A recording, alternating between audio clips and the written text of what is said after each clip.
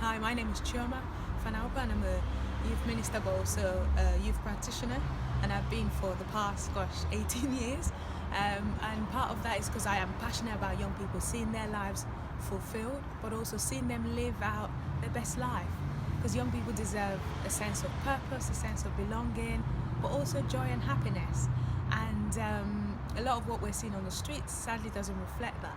But I think with some of my work around working in schools as a teaching assistant, school governor, but also as a youth practitioner running a youth project in a inner city part of London, what I really found was that young people, they really need love, people to just stand alongside them and just do life with them, a journey with them and the difficulties of life, especially as they go through adolescent development and their brain is changing and their body is changing. Actually, someone coming alongside and saying, how are you really feeling?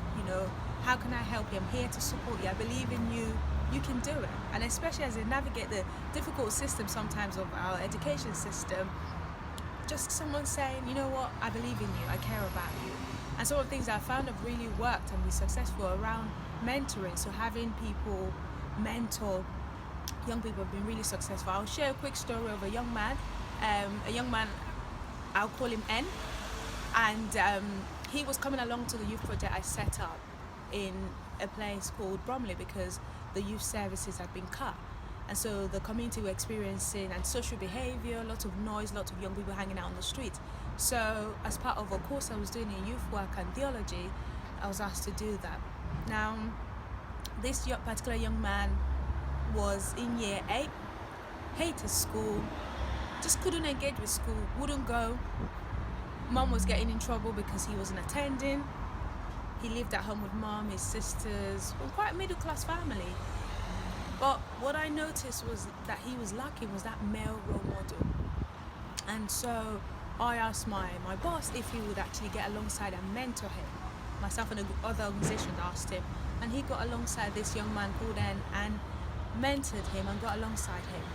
Now, what I noticed in the youth club that I was running and that he was attending was that he was quite creative, he loved art. So although he hated school, but actually give him any art related stuff, also things like cooking, he loved it.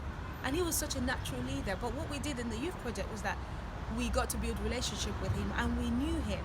So we could say, right, we're doing this week because of you, because we know you love art, we know you love computing, and all those things.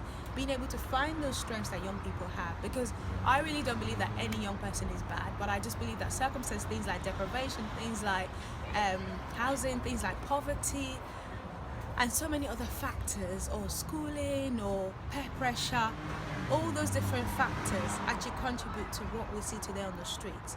And another thing that I'm really passionate about and believe in is early intervention. Now, I believe that the sooner and the earlier we get to children, before they get groomed or before things start to happen, then we're able to work with them. So for instance, in a primary school that I was working in as a teaching assistant, I remember a boy at age 5 being excluded, and at the time I thought, oh my goodness, this boy is 5.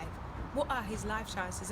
But what happened was actually it started then and it deteriorated. So early intervention really, I find, is key. Getting alongside parents as they parent, because actually parenting is hard. I think harder now than ever before with all the influence of social media. So I really think early intervention, working alongside parents, also looking at things around mental health, because I think mental health and undiagnosed mental health is a big thing at the moment. I've recently completed a youth mental health first aid course, and that was so enlightening. Just practical ways to actually support young people, but practical ways to support sometimes even parents. So things around the algae, where you're looking at the action plan on how to support them, but actually letting them know that they will get better, because sometimes when they're in the midst of what's going on, they've lost all hope about life, about themselves.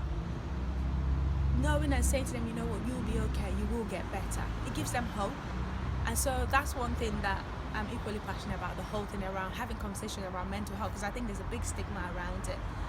But getting parents to have that conversation. So I'm really passionate about talking to parents as well and equipping parents in parenting to say, you know what, parenting is hard, but find a tribe, find people alongside you that you can be honest with and say, this is really going on, can you help me, can you support me? And so my challenge is, I'm sure you know a young person, get alongside them, spend maybe an hour a week with them and actually saying, how are you doing? Let me walk alongside this journey of life with you. I've got a teenage son, a 14-year-old, and one of the things I noticed recently was that he was going through choosing option for a GCSE.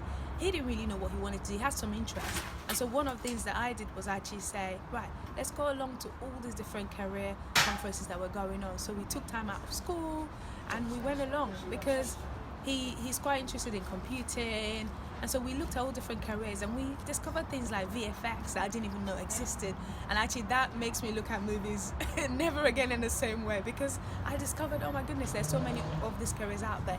So I implore you to get alongside young people. They're not bad. They're amazing. They're doing great things in their community. They're doing great things in life. And so I'm definitely all about cheering young people on and saying to them, you know what, keep going because you're amazing.